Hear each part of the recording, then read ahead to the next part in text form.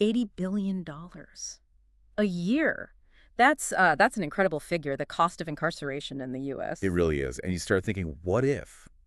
What if that wasn't just an expense? Exactly. What if we could flip that, turn that, well, that huge financial drain into something productive, maybe even an economic asset?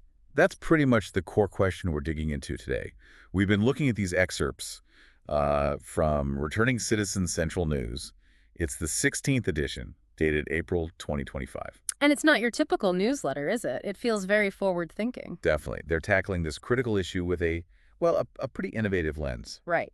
So our mission here is to explore how this Returning Citizen Central News, maybe RCN for short. Yeah, RCN works. Okay, how RCN plans to, well, kind of revolutionize rehabilitation. They're talking about training people before parole. Before they even get out, Yeah. and using some really advanced tech. Plus this interesting biological angle. And they've got this hashtag for it, hashtag Operation Update Pipeline. It's catchy. And right from the start, their argument is, look, if we invest properly in rehabilitation, provide real vocational skills. Then we can actually turn that cost into a benefit, an Yeah. economic boost. That's the idea. Stronger communities, a healthier economy. It's about return on investment. Okay, so let's unpack that economic side a bit more. That $80 billion figure, it's almost hard to grasp. It is. And RCN highlights another, maybe less obvious cost. They estimate something like $500,000. Average lifetime earnings lost per incarcerated person. Wow. $500,000. Yeah. And think about the ripple effects, right? There's lost tax revenue, potentially more strain on social services down the line. It's not just the prison budget. So the economic hit is, well, it's much bigger than just the direct cost of keeping someone locked up. It's lost potential, lost contribution. Exactly. And that's the flip side. If you can successfully reintegrate people into the workforce. Then the potential economic upside is pretty substantial. Precisely. Which brings us back to RCN's actual proposal, the what's and the how. You mentioned it's an immersive newsletter, and the focus is key. Training before release. That seems like a really crucial distinction. It's proactive, isn't it? Trying to get people ready, give them the skills, the support networks before they face the challenges of reentry. Yeah, before they're just dropped back in. And the immersive part, that's where the tech comes in. Some really cutting-edge stuff. Yeah, this isn't just pamphlets. They're talking extended reality, so VR and AR, Virtual and augmented reality. quantum computing, Yeah. and even brain-computer interfaces. BCIs. It sounds a bit sci-fi, honestly. It does lean that way, but, these fields are moving fast. Extended reality, think realistic training simulations. Okay. Quantum computing, Mm-hmm.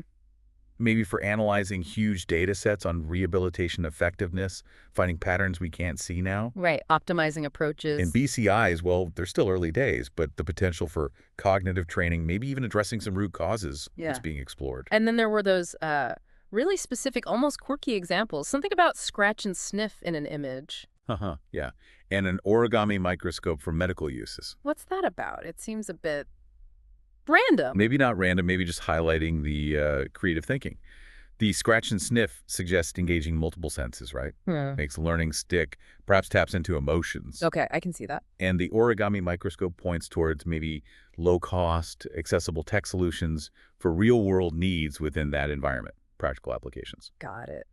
So RCN's whole strategy seems to rest on three pillars: neuroplasticity, vocational training, and this idea of America's return on investment. That's how they frame it. Let's focus on neuroplasticity for a second. That seems central. Why the emphasis, and why specifically prisoners? Right. They actually pose that question directly, why prisoners? And their argument is, well, it's fascinating. It revolves around the idea that people who go through something as life-altering as incarceration often show unique and maybe even heightened neuroplasticity. Neuroplasticity, that's the brain's ability to change and form new connections, right, throughout life.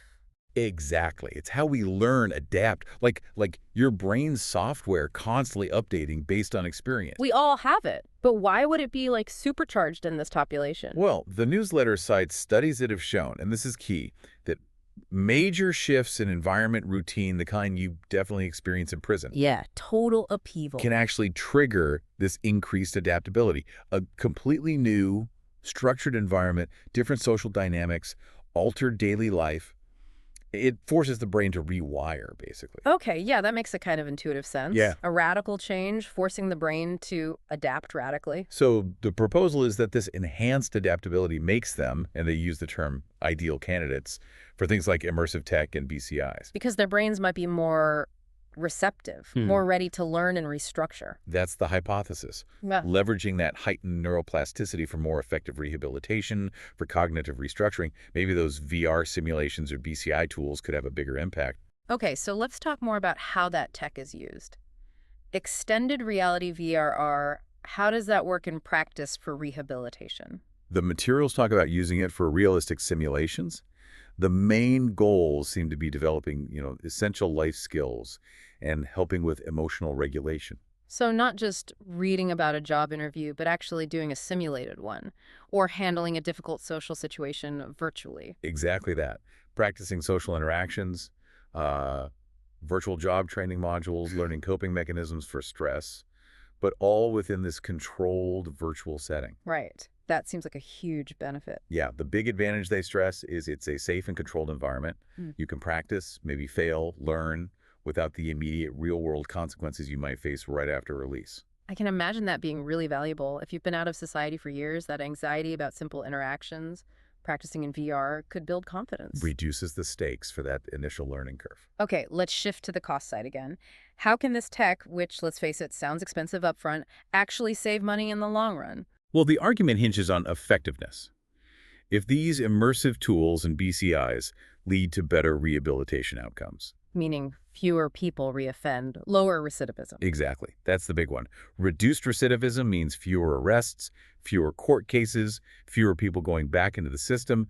Breaking that cycle saves enormous amounts of money. Right, the downstream savings. And there's another potential angle mentioned. They suggest this tech might even help reduce the length of prison sentences by accelerating the rehabilitation process. Oh, interesting. So if people demonstrate progress faster through these tools, Maybe their time served could be adjusted. Even small reductions multiplied across the system would add up to huge savings. Mhm. The ultimate goal is lowering that massive long-term incarceration bill. makes sense. Now, you mentioned there's a disclaimer in these excerpts. Yes, just a brief but important note. It basically says the opinions are the authors and don't necessarily represent the views of, any official group institution or specifically the California Department of Corrections and Rehabilitation. Okay, so that's crucial context for you, the listener. This is a proposal, an idea being floated. Right. It's one perspective, innovative for sure, but not necessarily official policy or universally agreed upon. There are bound to be other viewpoints, practical hurdles to implementing something like this on a large scale.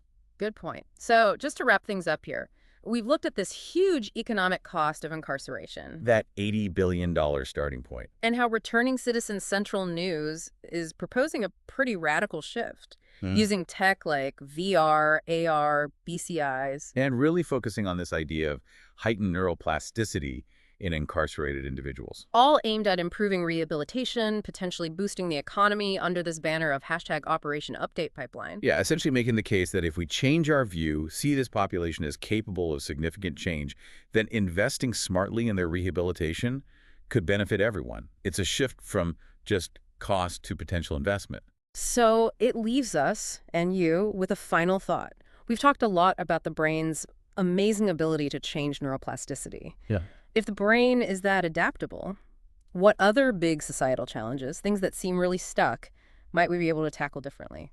Yeah, if we really understood neuroplasticity better and applied technology strategically, think beyond prisons. Yeah. Where else could this combination make a real difference? What other problems might be less intractable than they seem? Something to ponder.